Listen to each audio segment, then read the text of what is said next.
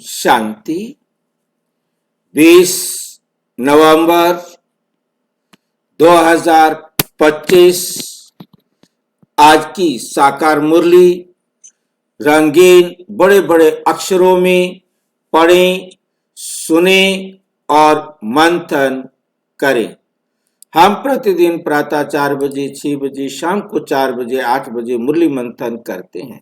आप सभी भी इस मुरली मंथन में साथी व सहयोगी बन सकते हैं, जिसके लिए इसी वीडियो के डिस्क्रिप्शन बॉक्स में लिंक दिया हुआ है, जिसके द्वारा आप सवेरे शाम चारों टाइम रोजाना जुड़ सकते हैं। ये लिंक रोजाना के लिए एक ही रहता है। फिर भी यदि आपको जुड़ने में कठिनाई हो रही है तो सामने ये वीडियो देख रहे हैं, इसी में नीचे चलती हुई लाइन में व्हाट्सएप नंबर दिखाई दे रहा है। आप उस पर मैसेज करके लिंक मंगा सकते हैं, प्रश्न पूछ सकते हैं। आपका कोई सुझाव है तो वो सुझाव भी आप हमें दे सकते हैं। ओम शांति। आज की साकार मुरली का सार। मीठा मीठा बाबा कहते मीठी बच्ची, बाप आए हैं तुम बच्चों को शांति और सुख का वर्षा देने। तुम्हारा स्वधर्म ही शांत है, इसलिए तुम शांति के लिए भटकते नहीं हो। हम भटकते नहीं हैं, अब नहीं भटकते हैं, परंतु पहले हम उन सब लोगों के साथ थे जो शांति के लिए भटक रहे। हर एक आत्मा जो इस संसार में कर्म क्षेत्र पर आ गई है, अब उसके पास शांति खत्म होती गई और आखिर ये आ गई हालत कि शांति एकदम गायब। अब हम भी कितना अपने आप को बाबा की श्रीमत पर चलाकर शांति के करीब पहुंचे हैं। बाकी दुनिया तो शांति के लिए ही भटक रही। ये जितने युद्ध हो रहे हैं, ये युद्ध का कारण भी अशांति है, क्योंकि वो चाहते शांति हो, परंतु शांति होती क्या है ये बाबा कहते किसी को भी नहीं पता। कमाल की बात है, बाबा ने एक बार यही प्रश्न पूछा कि तुम सारे शांति चाहते हो, परंतु जानते हो कि शांति होती क्या है? क्या आप में से कोई बता सकता है कि शांति क्या होती है?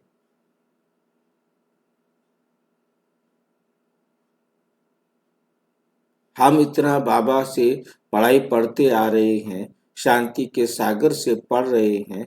जरा आपने जो कुछ समझा हो वो आप बताएं कि शांति होती क्या है? शांति मूल आत्मा का स्वधर्म है। स्वधर्म है। शांति क्या भला होती है? आपका धर्म क्या है? असली शांति तो जी शांति धाम में मिलेगी। ये बातें तो सारे जानते हैं। मेन बात है जो हमें परम धाम में, शांति धाम में मिलेगी, वो क्या चीज है? मन को स्थिर करके साक्षी दृष्टा बनना, वही शांति। मन को स्थिर करके साक्षी दृष्टा बनना, ये हमारे पास भक्ति मार्ग के अंदर भी कहा गया कि साक्षी दृष्टा बनो, क्योंकि ये शब्द हमारे सब में लिखा हुआ है शास्त्रों। हाँ जी, हाँ जी भाई जी, शांति निर संकल्प होना। हाँ, शांति का अर्थ है जहां संकल्प ही ना हो। इस बात को भी नहीं हो तो वो शांति है। संकल्प नहीं हो तब शांति है, परंतु इस परेशान ना हो। अच्छा, अपन वो है शान में रहना। परेशान का मतलब है अपनी शान से परे होना। ठीक है ना? हम अपनी शान में रहें, अपनी स्मृति में रहें कि आखिर मैं हूं तो कौन हूं। मैं डॉक्टर का बेटा हूं, इंजीनियर का बेटा हूं कि परमात्मा का बेटा। मतलब अपनी शान हम यदि शब्द को बोलते हैं तो हर एक कहता है मैं राजपूत हूं, मैं बनिया हूं, मैं जाट हूं, और हर एक को अपनी जो उसका जो कुछ वो अपने आप को जानता है वो उसको शान बोलते हैं। हमारी शान है, मतलब वो अपने आप को मैं ब्राह्मण हूं, मैं जो है ना फलाना हूं, मतलब वो उसमें अपनी शान समझता है। ऐसे ही हम भी अपने आप को शांत समझते हैं, हम ईश्वरीय संतान हैं। हमें जितना समझ में आया है उतना नशा, उतनी शान हमें रहती है। शांति का अर्थ झगड़ा ना होना शांति नहीं है। शांति का मतलब ही केवल है हम आत्मा को कोई संकल्प नहीं, कोई भी संकल्प, ना सुख का और ना दुख का, वो होती है शांति। तो बाबा कहते हैं मैं उस अवस्था में आपको ले जाता हूं जहां तुमको कोई संकल्प नहीं होता। बाकी दुनिया वाले शांति के बारे में नहीं जानते। वो समझते लड़ाई नहीं है तो शांति है, लड़ाई चल रही है तो अशांति है। उसने मेरा कहना नहीं माना, उसने मेरे को अशांत कर दिया है, मैं उसको मार डालूंगा तब शांति हो जाएगी। ना मुझे वो कहेगा, ना मैं कोई बात ऐसी वो बोलेगा ही नहीं जो हमारे विपरीत हो। ये जितनी भी हो रहा है कि अशांति शांति के लिए। रूस ने यूक्रेन पर क्यों अटैक किया? शांति के लिए। यदि यहाँ पर नाटो आ गया तो मेरे ऊपर ये लड़ाई करेंगे, तो उस लड़ाई से पहले मैं ही इसको सीधा कर दूं। आज ये दुनिया देश के अंदर एक दूसरे के अंदर ये दुखी हो तो मैं सुखी हो जाऊं। आज की दुनिया में सुख या शांति कहाँ ढूंढ रहे हैं? दूसरों को दुख देने में। परंतु ये नहीं जानते कि शांति का मतलब है अपनी स्वस्थिति को समझना। ये दुनिया में नहीं जानते। हमारा यूएनओ बना हुआ है, वर्ल्ड पीस के लिए काम कर रहे हैं कि वर्ल्ड में पीस हो जाए, परंतु कैसे हो जाए उसको पता ही नहीं। पीस क्या है ये नहीं मालूम। बाबा कहते हैं पीस प्राइज देते हैं हर साल किसी को, वो तो पीस प्राइज तो मिलना चाहिए मुझे या मिलना चाहिए तुम्हें, जो वास्तव में विश्व में शांति स्थापना करते हैं। तो परमात्मा आए हैं बच्चों को शांति और सुख का वर्षा देने। क्योंकि जब हमारे संकल्प परमात्म डायरेक्शन पर जीरो होते हैं, हम जीरो से अपने संकल्पों को जैसे जैसे बढ़ाते जाते हैं, जितना ज्यादा संकल्प एक मिनट में आना लगते हैं उतना हम अशांत हो जाते हैं। मैंने एक दिन बताया था यदि हमारे 30-35 से यदि संकल्प ऊपर हो जाए तो हम पागल हो जाते हैं। और भाई यदि जी, हाँ जी, मन में संकल्प नहीं आएंगे तभी जब हम परम धाम, सब कुछ ड्रामा को हिसाब से देखेंगे। जो हो रहा है ड्रामा में तब हमारे है, संकल्प इसीलिए हो रहा स्लो हो जाएंगे। तब हमारे संकल्प स्लो हो जाएंगे। संकल्प ना आए ऐसा इस संसार में नहीं हो सकता। जैसे भाई जी ने क्वेश्चन सवेरे उठाया कि नहीं हो सकता। तो शांति वास्तव में निरसंकल्प अवस्था होती है। उस निरसंकल्प अवस्था तक परमात्मा हमको ले जाते हैं। वहां होती है परम अवस्था। परम धाम में हर आत्मा परम अवस्था में होती है। परम धाम कहा ही परम अवस्था को जाता है। परम धाम कहा ही शांत अवस्था को है। ठीक है कि नहीं? तो वास्तव में वो शांति सबने अनुभव की हुई है। सब परम धाम में रहे हुए हैं और उसी शांति को इस संसार में आकर खोकर दुखी हुए हैं और उसी शांति को सभी तलाश रहे हैं। अब वो उस शांति, क्योंकि उनके संकल्प जो है इतने फास्ट हो गए हैं, इतने अधिक हो गए हैं कि पूछो ही मत। वो चाहते हैं कि एक बार में हम 10 काम कर डालें। तो सारी दुनिया शांति चाहती है, सुख चाहती है। वो वर्षा अब परमपिता परमात्मा देने के लिए आए और आकर समझाते हैं कि तुम आत्माओं का स्वधर्म शांत है, कि तुम हो ही आत्मा एकदम शांति धाम की रहने वाली, शांत रहने वाली, जहां तुम्हारे पास संकल्प नहीं होते। हमेशा जितने जितने स्पिरिचुअल थॉट होंगे, बाबा की श्रीमत पर चलेंगे, उतने संकल्प धीरे होंगे। मन मत परमत वाले संकल्प, दुनिया की आसुरी मत वाले संकल्प बहुत फास्ट होते हैं, बहुत अधिक आते हैं। एक मिनट में बहुत ज्यादा संकल्प आते हैं। तो इसलिए बाकी सारी दुनिया शांति के लिए भटक रही है। जो कुछ भी सारी दुनिया में कर रहे हैं वो शांति के लिए कर रहे हैं कि ज्यादा कमा लूं, ज्यादा पैसा हो जाए तो फिर मैं शांत हो जाऊंगा, मुझे कमाना नहीं पड़ेगा। ये भी शांति के लिए ही भटकना होता है। क्योंकि मुझे याद आता है कि जब मैं 9वीं 10वीं में पढ़ता हूँगा तब जो हमारे वहाँ का डीसी होता था उसकी तनख्वाह 1000 रुपया होती थी। तो मैं उस टाइम सोचता मेरी तनख्वाह 1000 रुपया हो गई ना तो मैं कभी भी कोई भी काम नहीं करूँगा, क्या ज़रूरत है काम करने की। परंतु जब मेरी जॉब लगी तो मुझे 1000 रुपया ही मिला जॉब लगने पर, पहली तनख्वाह 10-10 की गड्डी। तो उसके बाद भी मैं काम करता था, उसके बाद भी ट्यूशन्स पढ़ाना है, उसके बाद भी मतलब आराम नहीं था। फिर कितना भी तनख्वाह बन गई कोई आराम नहीं, फिर भी काम, फिर भी काम। मतलब कहने का है कि इस संसार में आकर आप जाकर काम से कुछ फ्री हुए हैं, सिर्फ एक बाबा ही दिखाई देता है, बस एक ही काम करना है। और पहले तो दुनिया भर के काम, ट्यूशन भी पढ़ाओ, ये भी धंधा करो, ये भी धंधा करो। तो अब बाबा भाजी हाँ जी 1000 तनख्वाह था वो कौन से साल रही, कितने पुराने? मैंने 86 जनवरी 86 में ज्वाइन 85 की बात होती है। 84 में मैंने ज्वाइन किया था, 24 जनवरी 1984 को। तब 1000 तनख्वाह था। तब 1000 रुपया पहली जो तनख्वाह मुझे मिला था वो 1000 रुपए का 10-10 का गड्डी मिला था, 10-10 वाला गड्डी बैंक से। तो बड़ा और 80 में तो 400-500 ही होती थी भाई। हाँ बिल्कुल बिल्कुल, 80 में 400-500 हमारी बेसिक जो लिखा हुआ था वो 400 ही था और उसके ऊपर लगा करके ये मिला था। 86 में 87 88 में पे कमीशन आया तो चेंज हुआ। खैर हम अब समझ रहे हैं शांति, मतलब हम सारी दुनिया जो भी काम कर रही है, मैंने इसलिए दिया था एग्जांपल कि हम शांति के लिए सारे काम कर रहे हैं। ये बिजनेस इतना कर लूँ, ये कर लूँ, ये कर लूँ सब, परंतु जानते नहीं बाबा कहते शांति क्या है। यही सारी दुनिया भटक रही है। और जब समझ में आ जाए शांति है घर, तो हम अपने आप ही बाबा की श्रीमत पर चलने लगे। अब यही पहचान हमने सबको देनी है।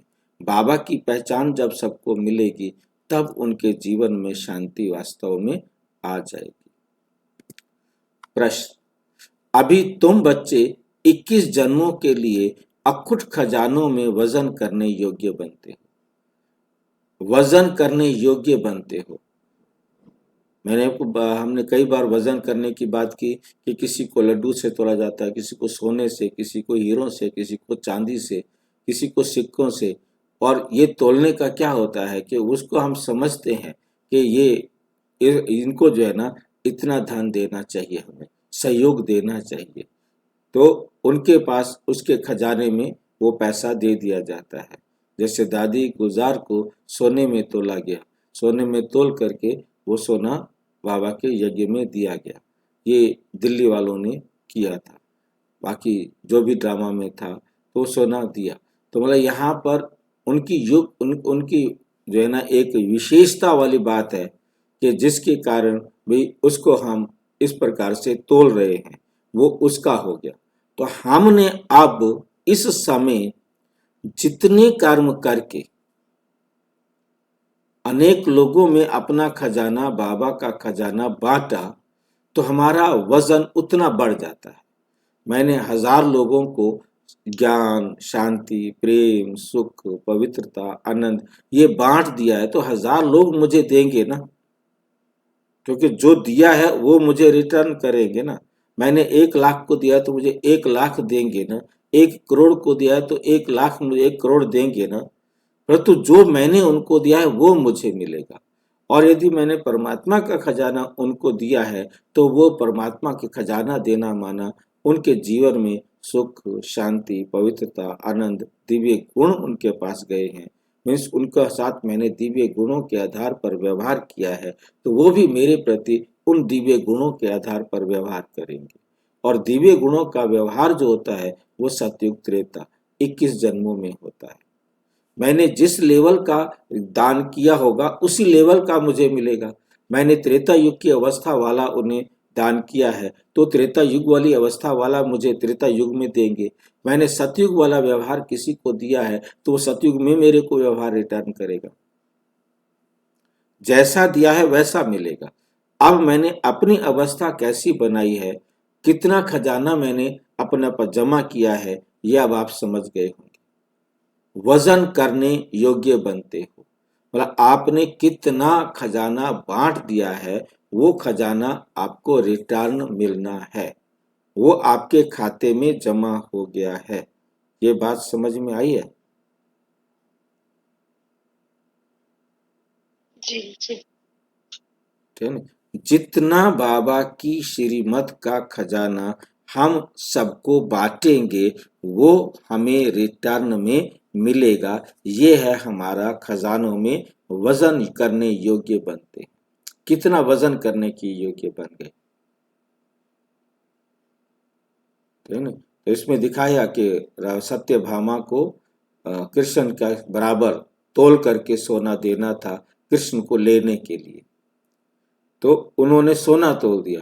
बाकी हमने कृष्ण को प्राप्त करना है। मुझे सत्यभामा की बात याद आती है आपको? शॉर्ट में मैं आपको बता देता हूँ कि कृष्ण जो है रुक्मिणी के जन्मदिन पर चले जाते हैं। सत्यभामा रोकती है कि नहीं जाओ, परंतु वो चला जाता है। अब चला जाता है तो बड़ी दुखी होती है। नारद आ जाता है, क्यों दुखी हो? बोला इसलिए। बोला मैं आपको कृष्ण आपको ला के दे सकता हूँ। बोले आप ला के दे सकते हैं तो प्लीज कृपा करो, मुझे बताओ कि कृष्ण मुझे कैसे मिल सकता है। कहते एक शर्त पर मिल सकता है, तुम यदि उसके बराबर सोना ब्राह्मण को दान करो। कहते मैं कर दूंगी सोना, तुम करो तैयारी। और वो कृष्ण को ला के तराजू पर बिठा देते हैं और उधर से सोना रखना शुरू करते हैं। सारा सोना रख देती है, परंतु नहीं जो है ना तो दे पाती। तो कहने का भाव यह है कि हम अपना पुरुषार्थ करके कृष्ण समान, परमात्मा समान, कृष्ण समान मीन्स बाप समान, क्योंकि कृष्ण भी बाप समान बना ना। तो बाप समान जब हम गुणों को अपने जीवन में धारण करेंगे, तब हम कृष्ण के योग्य बनेंगे, कृष्ण के बराबर बनेंगे। नहीं तो नहीं बन सकते। ये बात हमें यहाँ पर बहुत अच्छी तरह से समझनी है कि 21 जन्मों के लिए अखुट खजानों में वजन करने योग्य बन जाते हैं। आप अधिकारी बन जाते हैं 21 जन्म का सुख पाने के लिए। अभी बाबा की श्रीमत पर चले। क्यों का क्वेश्चन उठाया है, क्यों बनते हो? क्योंकि बाप जब नई सृष्टि रचते हैं, तब तुम बच्चे उनके मददगार बनते। इस नई सृष्टि रचने के लिए, स्वर्ग में जाने के लिए हम उतने हकदार बनते हैं जितना हम अपने लिए स्वर्ग खुद बनाते हैं। जो स्वर्ग बनाते हैं वही स्वर्ग में जाने के हकदार बनते हैं। जो नहीं बनते, मददगार नहीं बनते, सेवा नहीं करते, वो उच्च पद नहीं पा सकते। सेवा भी दो प्रकार की होती है। एक होती है स्वयं की सेवा और दूसरी होती है अन्य आत्माओं की सेवा। स्वयं की सेवा करना, स्वयं की सेवा करना माना सबकी सेवा ऑटोमेटिक हो जाती है। जैसे जैसे मैं अपने आप को सुधारता जाऊंगा, मेरे सुधार का प्रभाव मेरे संबंध संपर्क वालों पर पड़ता जाएगा। तो अपनी सेवा में ही सारे विश्व का कल्याण समाया हुआ है। बाबा कहते तुम अपने आप को सुधार लो तो सारे विश्व की सेवा तुम्हारे द्वारा ऑटोमेटिक हो जाएगी। बहुत बहुत नया, बिल्कुल एकदम बाबा का जो नियम है। हाँ जी, इसी को बोलते हैं हम बदलेंगे जग जग बदलेगा, बदलेगा। मोटे तौर पे। मोटे तौर पर बहुत मतलब लौकिक बाबा में भी की कुछ। जो डायरेक्शंस हैं, बाबा की जो बातें हैं ना, वो वाक्य में बहुत ही वंडरफुल है। क्योंकि बाप जब नई सृष्टि रचते हैं, तब तुम बच्चे उनके मददगार बनते हो, अपना सब कुछ उनके कार्य में सफल करते हो। तन, मन, धन और जन, ये चारों जो है बाबा के यज्ञ में सफल करने। इसलिए बाप इसके रिटर्न में 21 जन्मों के लिए तुम्हें अखुट खजानों में ऐसा वजन करते हैं जो कभी धन भी नहीं खुटता, कभी तुम्हारा धन कम नहीं होता, दुख भी नहीं आता, अकाले मृत्यु भी नहीं होती, अकाले मृत्यु भी नहीं होती कभी भी। बोला हमारा जीवन इतना सुखमय हो जाता है कि हम इस स्वर्ग के मालिक बन जाते हैं, क्योंकि यहाँ परम धाम के लिए नहीं कहा, यहाँ सुख के लिए कहा है। सुख मिलता है यहाँ परम धाम में, शांति धाम में शांति है, वहाँ सुख नहीं है। और यहाँ सतयुग के अंदर शांति भी है और सुख भी है। जितना अधिक शांति होगी उतना अधिक सुख होगा, परंतु बिल्कुल 100% शांति होगी तो वहां सुख नहीं होगा। यहाँ पर क्या है कि हम एकदम अपने आप में बहुत 100% जिस भी स्टेज पर आते हैं यहाँ पर उतनी तो हमारे पास शांति होती है, और उसके बाद यहाँ आकर के हम हमारे संकल्प एकदम फास्ट नहीं हो जाते, एकदम दौड़ने वाले नहीं हो जाते, एकदम ज्यादा नहीं होते।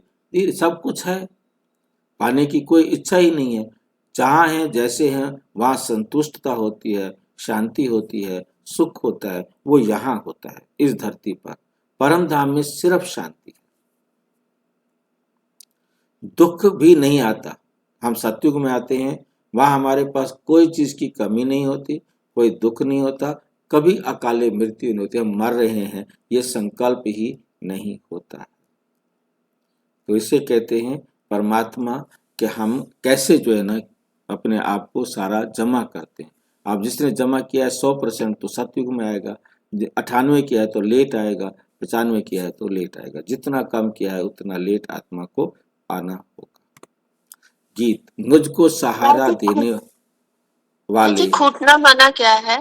हाँ जी, खूटना माना क्या है? खूटना माना कम हो जाना जी। वहां कम नहीं होता, इतना खजाना होता है, कोई कमी नहीं जितना भी।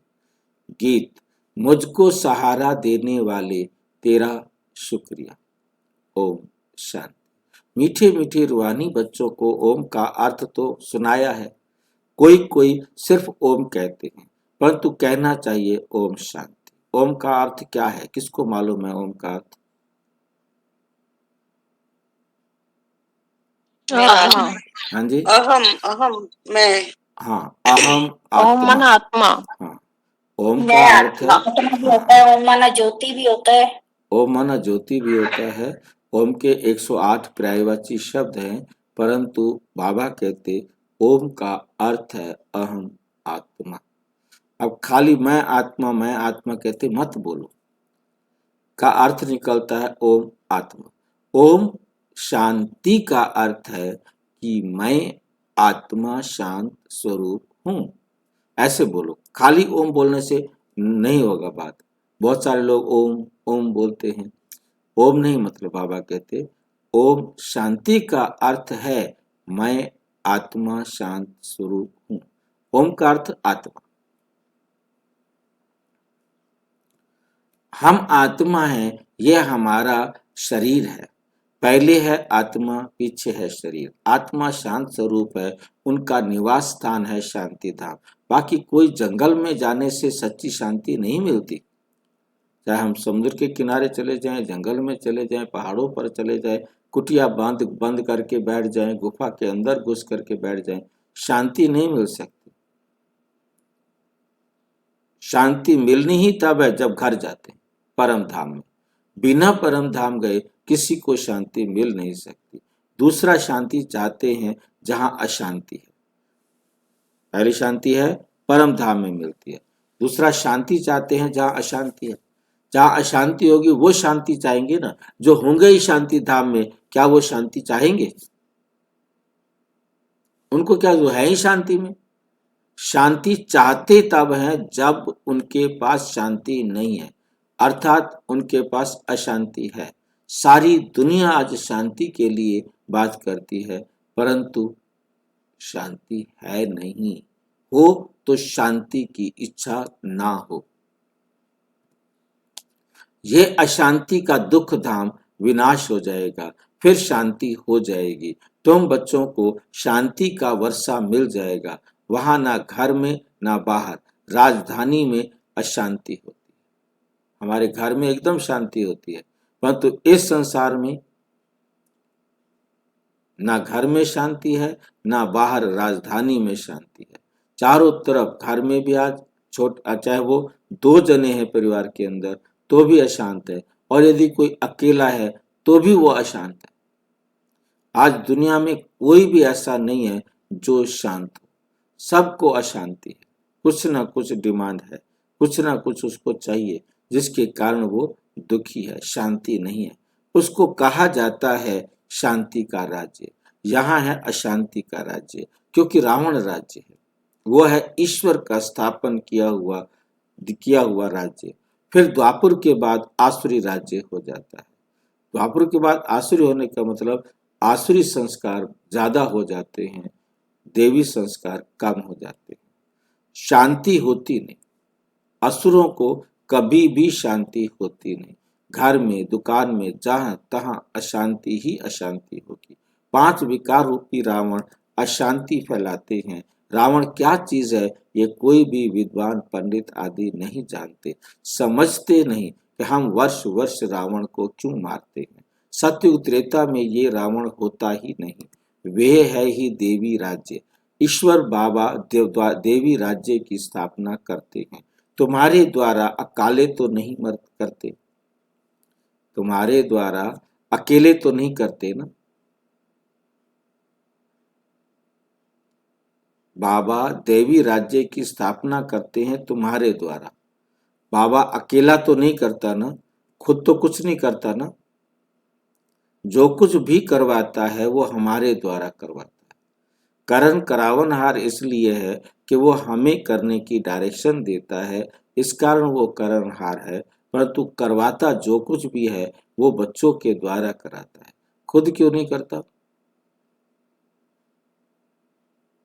वो कर्म में नहीं आते। यदि वो खुद करे तो उसे अपना रिजल्ट लेना पड़े ना। हाँ, वो इसलिए नहीं फल लेना। करता कि उसे वो इस कर्म क्षेत्र में चक्कर में फंसना नहीं चाहता। वो करवाता है, करता नहीं है। करता सिर्फ इतना है कि रास्ता दिखा देता है। अब उस रास्ते पर कोई चले ना चले अपनी मर्जी, जो जितना चलेगा वो प्राप्त करेगा, उसका अपना।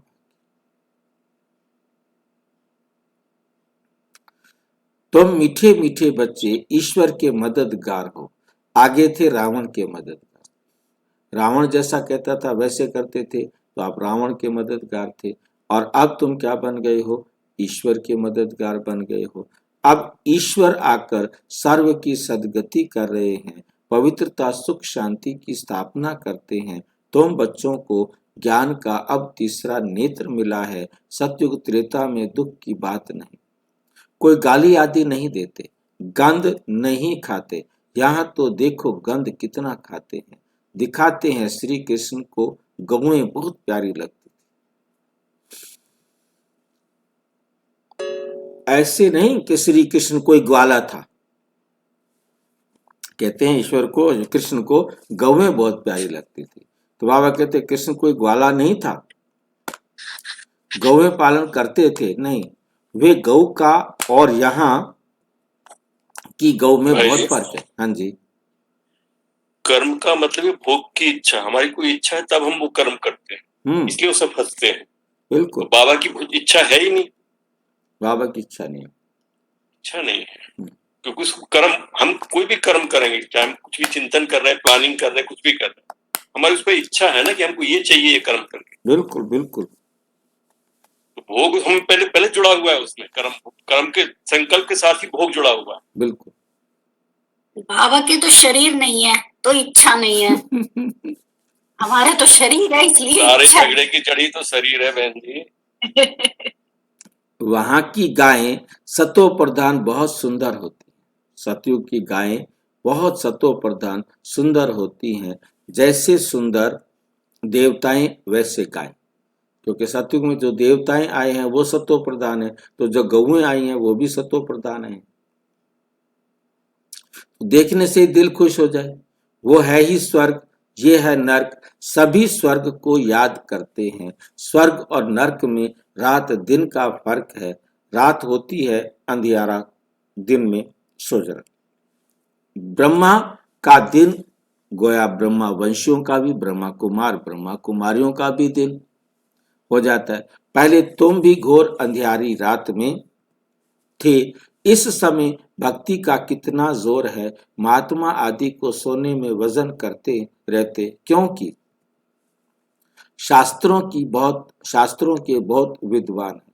उन्हों को का प्रभाव इतना क्यों है, ये भी बाबा ने समझाया है। झाड़ में नए नए पत्ते निकलते हैं तो सत्व प्रधान है, ऊपर से नई सोल आएगी तो जरूर उनका प्रभाव होगा ना। अल्पकाल के लिए सोने और हीरो में वजन करते हैं, परंतु ये तो सब खलास हो जाने हैं।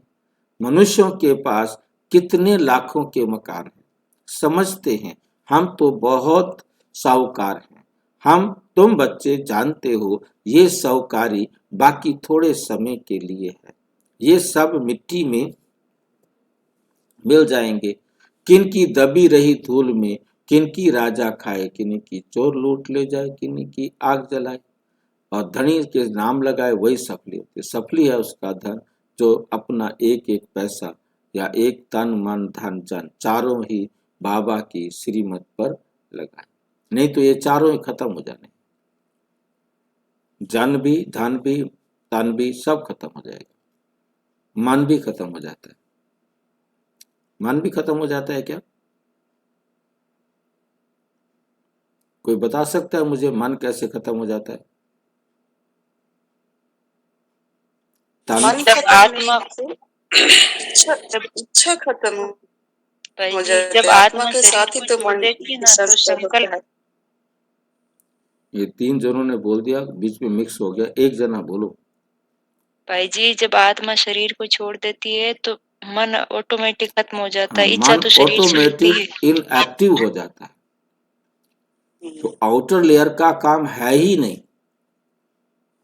जब तक तन है तब तक मन है, तन नहीं तो मन भी कोई कार्य नहीं करता।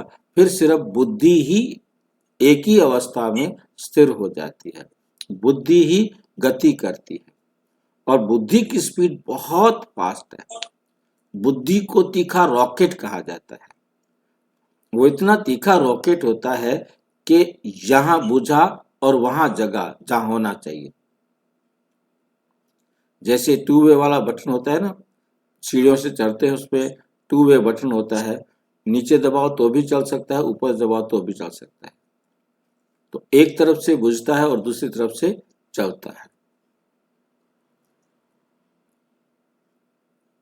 एक ही सेकंड में बुझना भी होता है और जगना भी होता है। हाँ जी, बुद्धि का स्पीड ज्यादा होता है। हम सुनते हैं कि मन बहुत चंचल होते हैं, चंचल घोड़ा। मन का स्पीड ज्यादा होता है जब शरीर होते हैं। शरीर होता है। शरीर नहीं है तो मन है ही नहीं। फिर इनएक्टिव। अच्छा, तब बुद्धि काम करती है। तब सिर्फ बुद्धि ही काम करती है, तब मन का कोई काम नहीं। क्योंकि मन का काम तो तन के साथ है। मन तो तन और बुद्धि के बीच का मीडिएटर है। मीडिएटर। तन नहीं है तो मन मीडिएटर का तो जरूरत ही नहीं ना। फिर फैसला तो बुद्धि नहीं करना है ना। जी जी। इसलिए तन मन धन चारों ही हमने यज्ञ में क्या करने हैं? स्वाहा करने हैं। स्वाहा करना है।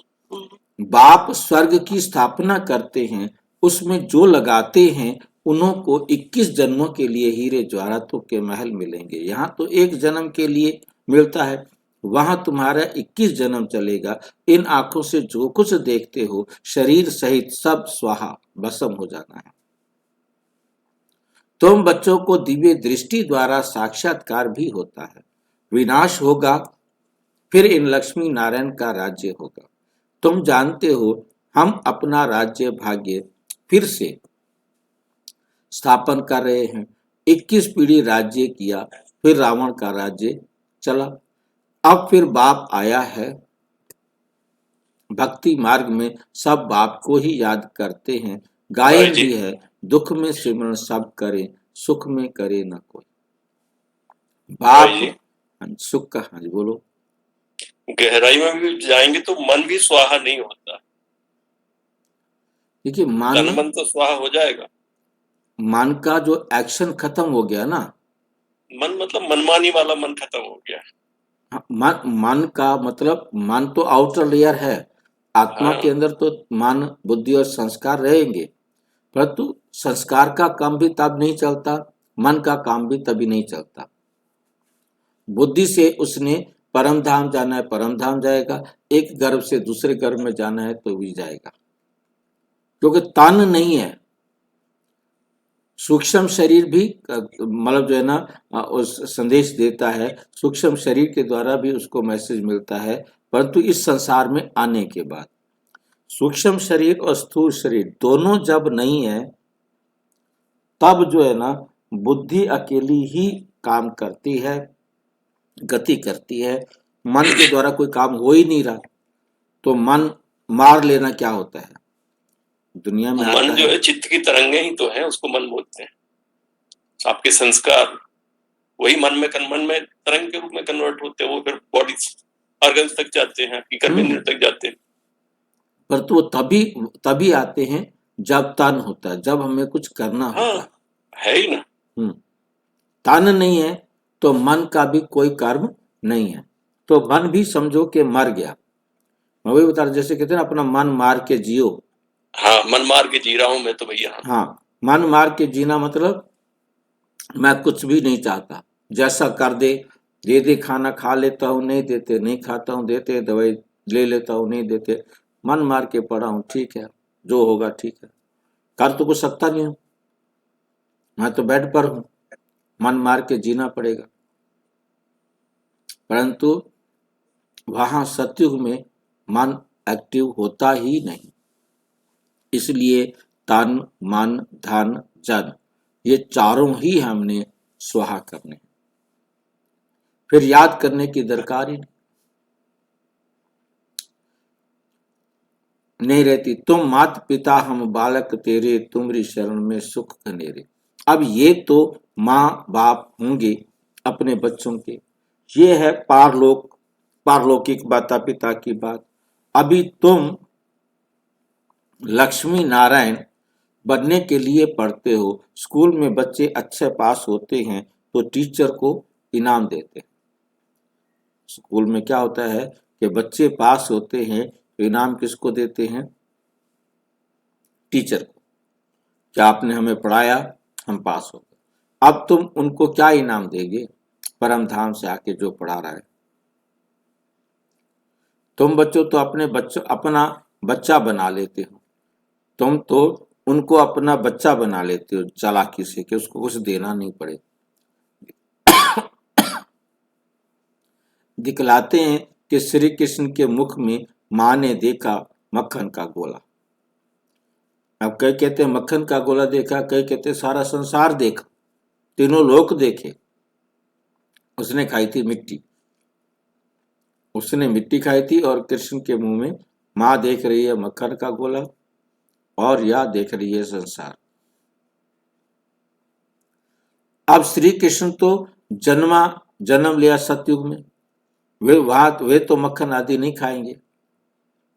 सतयुग में ऐसी चीजें नहीं होंगी कि जो मक्खन निकालने की ऐसी विधि हो, कैसे करते होंगे वो वहां होगा। वो तो है विश्व का मालिक। तो यह किस समय की बात है?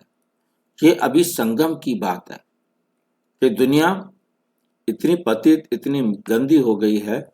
तुम जानते हो हम ये शरीर छोड़ बच्चा जाय बनेंगे, विश्व का मालिक बनेंगे।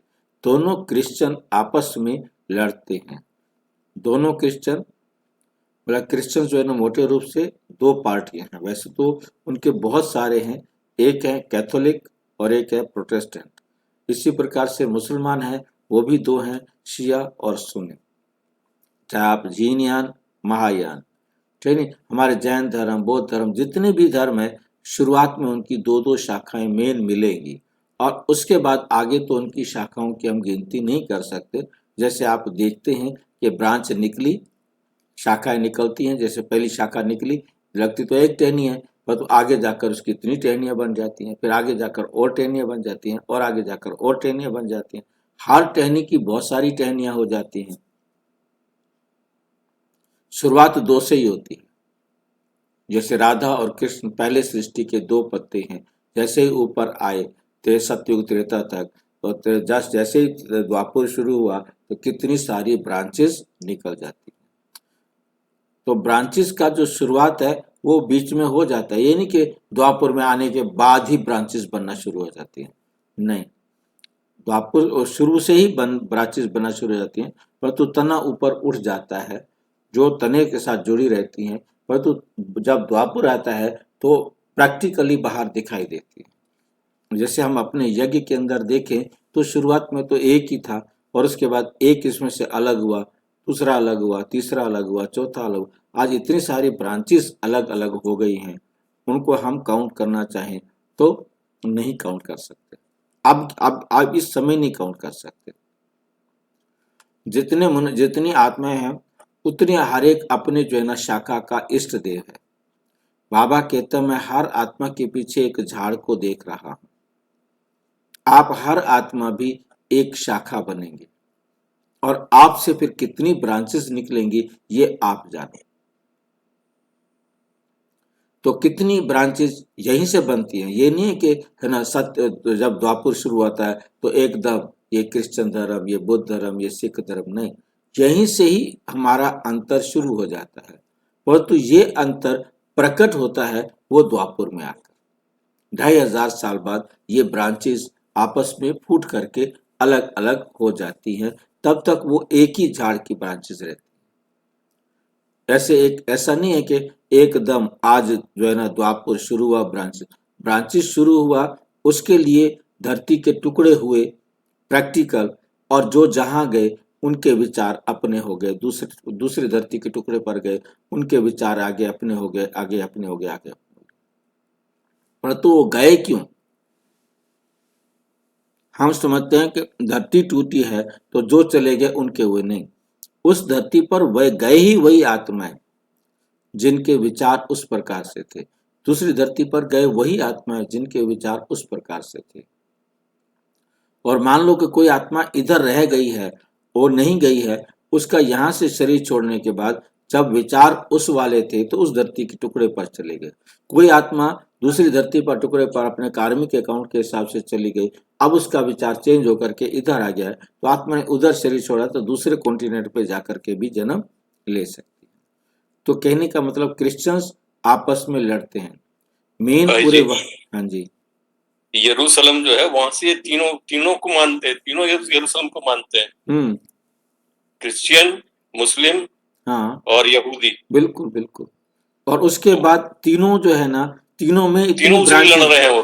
हाँ, तीनों में इतनी ब्रांचेस हैं, चाहे इजराइल वाले हों, चाहे हमास वाले हों, चाहे रशिया वाले हों, चाहे अमेरिका वाले हों, ये सारे के सारे क्रिश्चियन सब उनसे पैदा हुए। हाँ, क्रिश्चियन क्राइस्ट मतलब जो सारे के सारे एक ही, मतलब ब्रांच तो एक ही हमारी ही ब्रांच है ना, एक सनातन धर्म, ये इसी की तो शाखाएं हैं, कोई और दूसरा हाँ, उसी की है, मोटे तौर पे कह रहा था मैं। हाँ, बस मैं वही मतलब आगे ब्रांच, मतलब आप भी अपनी जिन आत्माओं को आप ब्रांच बनाएंगे, जिन आत्माओं को बाबा का ज्ञान देंगे, वो भी सब अपने अपने तरीके से लेंगे, वो अपनी अपनी ब्रांच बन गए। हाँ, हर एक आत्मा के पीछे बाबा कहते एक झाड़ है। झाड़ निकलने में टाइम तो लगता है ना। तो दोनों क्रिश्चियन आपस में लड़ते हैं और मक्खन मिलता है तुम बच्चों को, राजाई मिलती है ना। जैसे वो लोग भारत को लड़ाकर मक्खन खुद खा गए, क्रिश्चियन की राजधानी पौने हिस्से पर थी। अंग्रेजों का राज्य 3/4 धरती पर राज्य था अमेरिका, उसका इंग्लैंड का, और आज वो हमारे इंडिया की एक स्टेट के बराबर हो गया है। पीछे आहिस्ते आहिस्ते छूटती गई है। सारे विश्व पर सिवाय तुम्हारे कोई राज्य कर ना सके। तुम अभी ईश्वरीय संतान बने हो, अभी तुम ब्रह्मांड के मालिक और विश्व के मालिक बनते हो। विश्व में ब्रह्मांड नहीं आया, ब्रह्मांड में विश्व है, विश्व में ब्रह्मांड नहीं आया। सूक्ष्म वतन में भी राजाई नहीं, सतयुग, त्रेता, द्वापर, कलयुग चक्र यहाँ स्थूल वतन में होता है। ध्यान में आत्मा कहाँ जाती है नहीं, आत्मा निकल जाए तो शरीर खत्म हो जाए। ये सब है साक्षात्कार रिद्धि सिद्धि द्वारा। ऐसे भी साक्षात्कार होते हैं जो यहाँ बैठे विलायत की पार्लियामेंट आदि देख सकते हैं। बाबा के हाथ में फिर है दिव्य दृष्टि की चाबी। तुम यहाँ बैठे लंदन जा देख सकते हो, यहाँ बैठे लंदन देख सकते हो। औजार आदि कुछ नहीं जो खरीद करना पड़े। ड्रामा अनुसार उस समय पर वे साक्षात्कार होता है जो ड्रामा में पहले से ही नूंद है। जैसे दिखाते हैं भगवान ने अर्जुन को साक्षात्कार कराया, ड्रामा अनुसार उनको साक्षात्कार होना था। ये भी नूंद है, कोई की बढ़ाई नहीं। समझ में आ रही कि कोई भी किसी को कुछ नहीं करा सकता कि शिव बाबा ने किसी को साक्षात्कार कराया हो। कितना क्लियर बाबा जवाब दे रहे हैं साक्षात्कार के बारे में, जो भक्ति मार्ग में कहते हैं कि भगवान आकर के साक्षात्कार कराता है। यहाँ अपने खुद को भी अलग कर लिया ना भाई जी। हाँ जी, हाँ, खुद को ही अलग कर लिया। जो ड्रामा में पहले से है ही नूंद है। जैसे दिखाते हैं, दुनिया वाले दिखाते हैं कि भगवान ने अर्जुन को साक्षात्कार कराया। एक्चुअल में तो मैं आकर के ये ज्ञान देता हूँ, मैं ही आकर सच्चा राज सब चीज समझाता हूँ, परंतु वो समझते हैं कि कृष्ण ने अर्जुन को साक्षात्कार कराया। ड्रामा अनुसार उनको साक्षात्कार होना था। ये भी नूंद है, कोई की बढ़ाई नहीं। इसमें परमात्मा की भी बढ़ाई करने की जरूरत नहीं है। ये सब ड्रामा अनुसार होता है। श्री कृष्ण विश्व का प्रिंस बनता है, गोया मक्खन मिलता है। ये भी कोई जानते नहीं है कि विश्व किसको और ब्रह्मांड किसको कहा जाता है। आम दुनिया इस अंतर को भी नहीं जानती। ब्रह्मांड में तुम आत्माएं निवास करती हो, परम धाम, ठीक है, ब्रह्मलोक। सूक्ष्म वतन में आना जाना, साक्षात्कार आदि इस समय होता है। इस समय हम आत्माएं सूक्ष्म वतन में आते जाते हैं, साक्षात्कार आदि करते हैं। फिर 5000 वर्ष बाद सूक्ष्म वतन का नाम नहीं होता, कहा जाता है ब्रह्मा देवताए नमः। फिर कहते हैं शिव परमात्माए नमः, शिव परमात्माए नमः। तो सबसे ऊंच हो गया ना, उनको कहा जाता है भगवान। वे देवताएं हैं, मनुष्य, परंतु देवी गुण वाले। बाकी 4-8 भुजा वाले मनुष्य होते नहीं। वहां भी 2 भुजा वाले ही मनुष्य होते हैं, परंतु संपूर्ण पवित्र अपवित्रता की बात नहीं। अकाले मृत्यु कभी होती नहीं। तो तुम बच्चों को बहुत खुशी रहनी चाहिए। हम आत्मा इस शरीर द्वारा बाबा को तो देखें, देखने में तो शरीर आता है, परमात्मा अथवा आत्मा को तो देख नहीं सकते। आत्मा और परमात्मा को जानना होता है, देखने लिए फिर दिव्य दृष्टि मिलती है, और सब चीजें दिव्य दृष्टि से बड़ी देखने में आएगी। राजधानी बड़ी देखने में आएगी। आत्मा तो है ही बिंदी, बिंदी को देखने से तुम कुछ भी नहीं समझेंगे। आत्मा तो बहुत महीन है। बहुत डॉक्टर्स आदि ने कोशिश की है आत्मा को पकड़ने की, परंतु किसको पता नहीं पड़ता। वो लोग तो सोने हीरो में वजन करते हैं। तुम जन्म जन्मांतर पदमपति बनते हो। तुम्हारा बाहर का शो जरा भी नहीं, बाहर का दिखावा जरा भी नहीं। साधारण रीति इस रथ में बैठ पढ़ाते हैं। उनका नाम है भागीरथ। ये है पतित पुराना रथ, जिसमें बाप आकर ऊंचते ऊंच सर्विस करते हैं।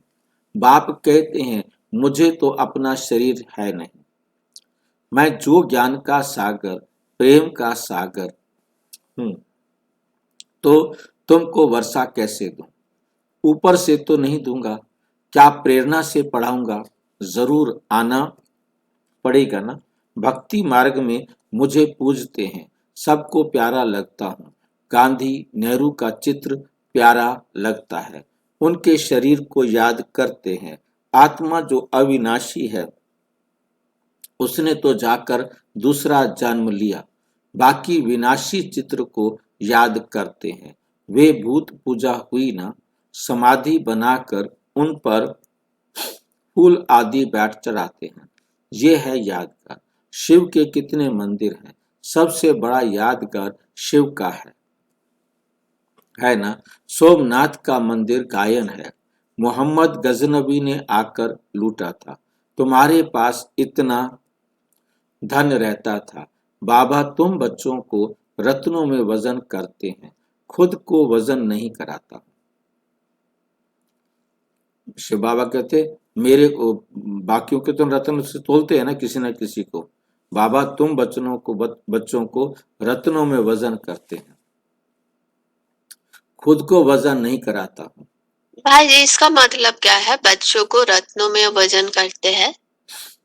बाबा हमें ज्ञान रत्न देते हैं, जिन रत्नों को हम जितना खर्च करते हैं, जितना आत्माओं को बांटते हैं, उतना हमारा वजन बढ़ता जाता है। ठीक है नहीं। और हमारे से कुछ हम उनको कोई वजन नहीं करते। जैसे बाबा ने कई मूल्यों में दिया, आगा खां का जिक्र किया। उस समय ब्रह्मा बाबा के टाइम में आगा खां हुआ करता था, उसको हीरो से तोला गया। बाबा कहते उसको हीरो से तोला गया, मुझे किससे तोलेंगे? मुझे तुम तराजू में रखो तो वजन है ही नहीं, मेरा वजन स्थूल चीजों से नहीं है। तो यहाँ पर भी वही बात बाबा कहते हैं, खुद को वजन नहीं कराता हूँ मैं तुम्हारे से। जैसे कोई गुरु को गुरु दक्षिणा देते हैं ना, तो आगा खां को गुरु दक्षिणा के रूप में आगा खां को हीरो से तोल दिया, इतना धन उसको दे दिया। जैसे मैंने एग्जांपल दिया कि यज्ञ में तो देते रहते हैं सभी, परंतु एक बार मतलब जिसको भी संकल्प आया होगा मुझे नहीं मालूम, परंतु दिल्ली के जो ये बड़े भाई बहने हैं, उस टाइम हम नए नए ज्ञान में आए थे, तो 3-4 साल 5 साल हुए होंगे। तो उस समय उनको जो है ना 95-96 के आसपास की बात है, तो उस समय दादी को सोने से तोल करके जितना सोना था वो यज्ञ में दिया गया। तो दादी को सोने से क्यों तोला?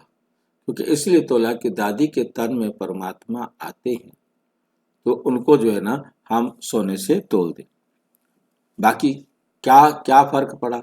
देना था यज्ञ में देना था, भंडारे में देना था, परंतु तोल कर देना, मतलब यहाँ आज के एग्जाम्पल देने के लिए मुझे लगा यहाँ पर, इसलिए तोला गया। बाकी कोई तोलने का मतलब नहीं था। आप यज्ञ में वैसे दे दो, जरूरी है किसी को जितनी आपकी समर्थ्य दे दो। पर उस समय दिल्ली के अंदर मतलब सभी सेंटरों ने जो भी करना चाहते थे उन्होंने किया और दादी को तोला गया। अब वो बाहर से कितना कहाँ से सेंटरों से लिया होगा ये बड़े जाने, मुझे तो इतना याद है क्योंकि उस समय नए नए थे हम, दादी को तोला गया था।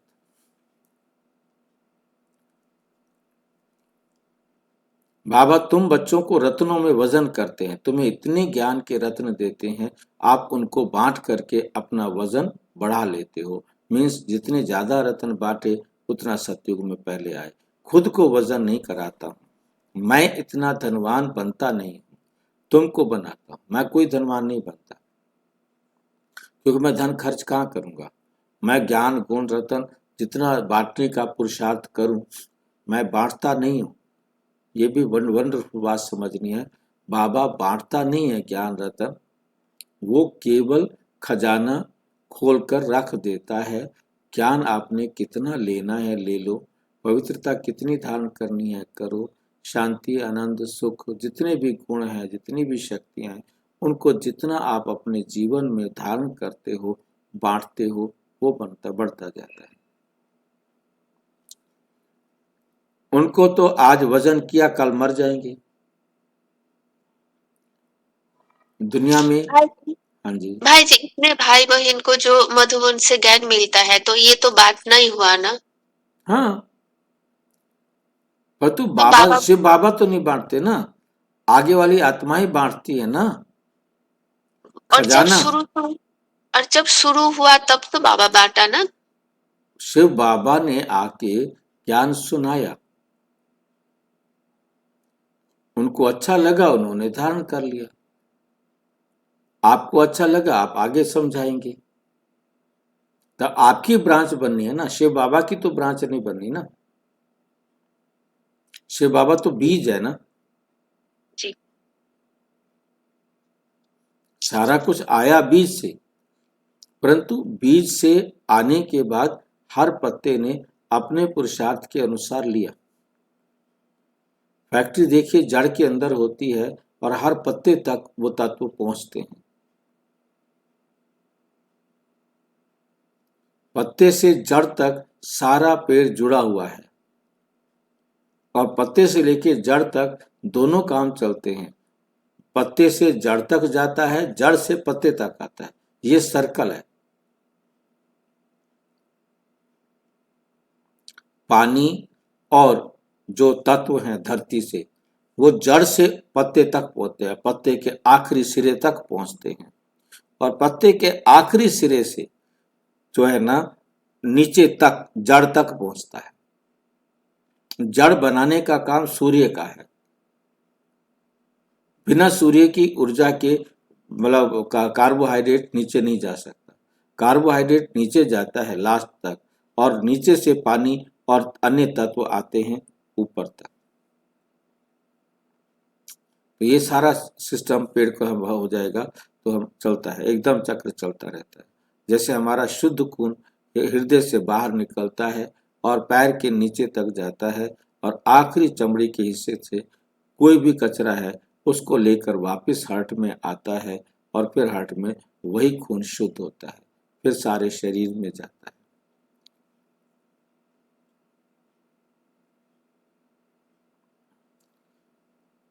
मैं धनवान नहीं बनता, तुमको बनाता हूं। उनको तो आज वजह दुनिया में किसी का आज सोने से तोलेंगे, चांदी से तोलेंगे, कल वो मर जाएगा। धन कोई काम नहीं आएगा। तुमको तो बाप अखुट खजानों में ऐसा वजन करते हैं जो तुम्हारे 21 जन्म साथ रहेगा। अगर श्रीमत पर चलेंगे तो वहां दुख का नामो निशान भी नहीं, कभी अकाले मृत्यु होती नहीं, मौत से डरेंगे नहीं। यहाँ कितना डरते हैं, रोते हैं, वहां कितना खुशी होती है। जाकर हम प्रिंस बनेंगे। जादूगर, सौदागर, रत्नागर, ये शिव परमात्मा को कहा जाता है। तुमको भी साक्षात्कार कराते हैं, ऐसे प्रिंस बनेंगे। आजकल बाबा ने साक्षात्कार का पाठ बंद कर दिया है, नुकसान हो जाता है। अभी बाप ज्ञान से तुम्हारी सदगति करते हैं, ज्ञान से तुम्हारी सदगति करते हैं। तुम पहले जाएंगे सुख धाम, अभी तो है दुख धाम। तुम जानते हो आत्मा ही ज्ञान धारण करती है, इसलिए बाप कहते हैं अपने को आत्मा समझो। आत्मा में ही अच्छे व बुरे संस्कार होते हैं। शरीर में हो तो शरीर के साथ संस्कार भस्म हो जाए। तुम कहते हो शिव बाबा हम आत्माएं पढ़ती हैं इस शरीर द्वारा, नई बात है ना। हम आत्माओं को शिव बाबा पढ़ाते हैं, ये तो पक्का याद करो। हम सब आत्माओं का वो बाप भी है, टीचर भी है। बाप खुद कहते हैं मुझे अपना शरीर नहीं है, मैं भी हूँ आत्मा, परंतु मुझ परमात्मा कहा जाता है। आत्मा ही सब कुछ करती है, बाकी शरीर के नाम बदलते हैं। आत्मा तो आत्मा ही है। मैं परम आत्मा तुम्हारे मुआफिक पुनर्जन्म नहीं लेता हूँ। मेरा ड्रामा में पार्ट ही ऐसा है जो मैं इनमें प्रवेश कर तुमको सुना रहा हूँ। इसलिए इनको भाग्यशाली रथ कहा जाता है, इनको पुरानी जुत्ती भी कहा जाता है। शिव बाबा ने भी पुराना लॉन्ग बूट पहना है। बाप कहते हैं मैंने इसमें बहुत जन्मों के अंत में प्रवेश किया है। पहले पहले ये बनते हैं तत्त्वम। बाबा कहते हैं तुम तो जवान हो, मेरे से जास्ती पढ़कर ऊंच पद पाना चाहिए, तो परंतु मेरे साथ बाबा तो मुझे घड़ी घड़ी उनको याद करते हैं। भाई जी, हाँ जी। पुराना लॉन्ग बूट पहना है मतलब? लंबे समय तक चलने वाला, मतलब ब्रह्मा बाबा सबसे लंबा पाठ बजाने वाली आत्मा है। उस रात उसके शरीर में शिव बाबा आए। यह है सबसे लॉन्ग बूट, लंबा पाठ बजाने वाला, आदि से अंत तक पूरे 4999 साल इस पृथ्वी पर पाठ बजाता है। इतना लंबा पाठ और कोई नहीं बजाता। राधा का भी कुछ कम हो जाता है, चाहे 1 घंटा कम हो, चाहे 1 दिन कम हो, चाहे 2 दिन कम हो, चाहे 6 महीने कम हो, तो चाहे साल कम हो। क्योंकि सबसे पहले जन्म कौन सी आत्मा लेती है? कृष्ण की आत्मा। जितनी भी आत्माएं जितनी देर से पैदा होंगी वो उतनी कम समय इस संसार में पाठ बजाएंगी, क्योंकि घर तो सबको एक साथ जाना है ना।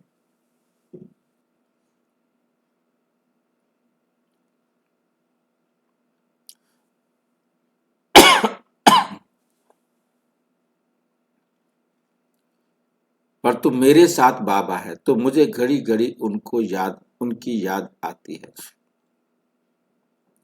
बाबा मेरे साथ सोता भी है।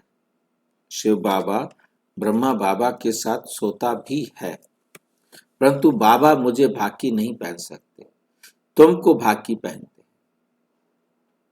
शिव बाबा ब्रह्मा बाबा को भाकी नहीं पहन सकते। भाकी पहनना माना गले लगाना, गले लगाना जैसे माँ बच्चे को गले लगाती है, ऐसे शिव बाबा ब्रह्मा बाबा को भाकी नहीं पहन सकते, क्योंकि उनके पास शरीर नहीं है। परंतु शिव बाबा ब्रह्मा बाबा के तन में आकर हम बच्चों को भाकी पहनते। बात समझ में आ गई? कोई डाउट है तो पूछो। तुम भाग्यशाली हो, शिव बाबा ने जो शरीर लोन लिया है तुम उनको भाकी पहन सकते हो, मैं कैसे पहनूं? मुझे तो यह भी नसीब नहीं है, इसलिए तुम लक्की सितारे हो। ब्रह्मा बाबा कहते तुम भाग्यशाली हो जो शिव बाबा तुम्हें गले लगाते हैं, परंतु मैं क्या करूं? बच्चे हमेशा लक्की होते हैं। भाई जी, हाँ जी। ब्रह्मा बाबा यहाँ मक्खन लगा रहा है, क्योंकि जिनमें भगवान है उनको भाग्य लगाने की दरकार ही क्या है? वे थोड़ा थोड़ा तो बाप का असर होता है ना बच्चे पर। बाप समान बन गया है तो शिव बाबा मक्खन लगाते हैं तो वो भी मक्खन लगा रहा है। बाप पैसे बच्चों को दे देते हैं तो तुम लक्की सितारे ठहरे ना। शिव बाबा भी कहते हैं तुम मेरे से भी लक्की हो, तुमको पढ़ाकर विश्व का मालिक बनाता हूँ। मैं थोड़े ही बनता हूँ, तुम ब्रह्मांड के भी मालिक बनते हो। बाकी मेरे पास जास्ती दिव्य दृष्टि की चाबी है। मैं ज्ञान का सागर हूँ, तुमको भी मास्टर ज्ञान सागर बनाता हूँ। तुम इस सारे चक्र का जको जान चक्रवर्ती महाराजा महारानी बनते हो, मैं थोड़े ही बनता हूँ। बूढ़े होते हैं तो फिर बच्चों को विरकर खुद वानप्रस्थ में चले जाते हैं। आगे ऐसे होता था, आजकल तो बच्चों में मोह जाकर पड़ता है। पारलौकिक बाप कहते हैं मैं इनमें प्रवेश कर तुम बच्चों को कांटों से पूर्ण विश्व का मालिक बनाए, आधा कल्प के लिए सदा सुखी बनाए, मैं वानप्रस्थ में बैठ जाता हूँ। ये सब बातें शास्त्रों में थोड़े ही हैं। सन्यासी उदासी शास्त्रों की बातें सुनाते हैं। बाप तो ज्ञान का सागर है, खुद कहते हैं ये वेद शास्त्र आदि सब भक्ति मार्ग की सामग्री है। ज्ञान सागर तो मैं ही हूँ। अच्छा, मीठे मीठे सिक्की लधे बच्चों प्रति माता पिता बाप दादा का याद प्यार और गुड मॉर्निंग। रूहानी बाप की रूहानी बच्चों को नमस्ते। हम रूहानी बच्चों की रूहानी बाप दादा को नमस्ते नमस्ते।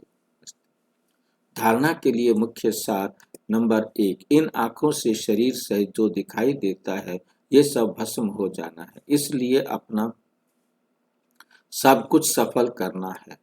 बाप से पूरा वर्षा लेने के लिए पढ़ाई पढ़नी है। सदा अपने लक्ष्य को स्मृति में रख ब्रह्मांड में या व विश्व का मालिक बनना है। वरदान, वह ड्रामा वाह की स्मृति से अनेकों की सेवा करने वाले सदा खुशनुमा भव।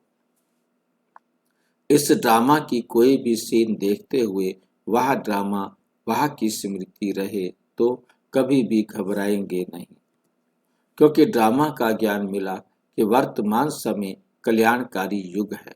इसमें जो भी दृश्य सामने आता है उसमें कल्याण भरा हुआ है। वर्तमान में कल्याण दिखाई ना भी दे, लेकिन भविष्य में समाया हुआ कल्याण प्रत्यक्ष हो जाएगा। तो वह ड्रामा वह की स्मृति से सदा खुशनुमा रहेंगे। पुरुषार्थ में कभी भी उदासी नहीं आएगी। स्वतः ही आप द्वारा अनेकों की सेवा होती रहेगी। स्लोगन, शांति की शक्ति ही मनसा सेवा का सहज साधन है। जहाँ शांति की शक्ति है वहाँ संतुष्टता है। अव्यक्त इशारे, अशरीरी व विदेही स्थिति का अभ्यास बढ़ाओ। जितना अव्यक्त लाइट रूप में स्थित होंगे उतना शरीर से परे का अभ्यास होने के कारण यदि 2-4 मिनट भी अशरीरी बन जाएंगे तो मानो जैसे कि 4 घंटे का आराम कर लिया। यदि आप 2-4 मिनट के लिए भी अशरीरी हो जाएं तो समझो कि आपने 4 घंटे की नींद कर ली। बहुत आराम मिलता है। ऐसा समय आएगा जो नींद की बजाय 4-5 मिनट अशरीरी बन जाएंगे और शरीर को आराम मिल जाएगा। लाइट स्वरूप की स्मृति को मजबूत करने से हिसाब किताब चुकतू करने में भी लाइट रूप हो जाएंगे। भाई जी, वो जो 4-5 घंटा नींद करने में जो शरीर को जो हील होता है वो अशरीरी होने से भी हो जाता है। और क्या, वे आत्मा, हम सोए, हम अशरीरी वहां भी हुए, परंतु उस अशरीरी का हमने अनुभव नहीं किया। हम 4 घंटे 5 घंटे नींद करने के बाद कितना फ्रेश हो जाते हैं, ठीक है नहीं। कभी कभी आपने देखा होगा कि आपकी 10 मिनट की नींद भी आपको फ्रेश कर देती है। भाई जी, यहाँ अशरीरी मतलब क्या हो रहा है? शरीर से अलग हो जाना। यहाँ आत्मा अपने आप को महसूस करे कि मैं इस शरीर से अलग हूँ, जिसके लिए बाबा हर बार बाबा जो योग कराते हैं, अपने आप को इस शरीर से अलग आत्मा अनुभव करो। मतलब कोई संकल्प नहीं है, ऐसे है ना? बिल्कुल, बस संकल्प तो आएंगे, परंतु हम जब अशरीरी हो जाते हैं तो हमारे पास सो जाते हैं तो आत्मा के पास संकल्प नहीं होते, ठीक है कि नहीं। उस समय शरीर को आराम मिलता है और शरीर जो है ना रिवाइव करता है और पुनः एकदम शक्तिशाली बन जाता है। अच्छा, ओम शांति। और विस्तार से जानने के लिए प्रजापिता ब्रह्मा कुमारी ईश्वरीय विश्वविद्यालय के किसी भी सेवा केंद्र पर संपर्क करें। और यदि कोई प्रश्न है तो 9213106986 पर केवल टेलीग्राम करें या आरटाई करें। 9650692270 पर केवल व्हाट्सएप करें। फोन नहीं। ओम शांति।